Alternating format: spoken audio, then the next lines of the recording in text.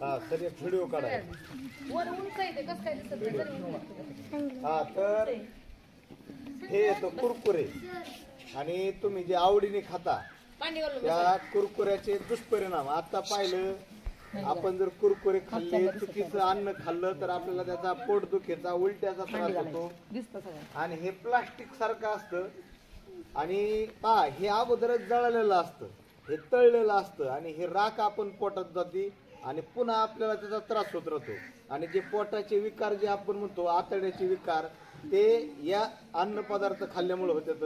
आपण त्याला बघा आता हे कसा पेट घेतोय आणि हे कसं पेटतंय बघा.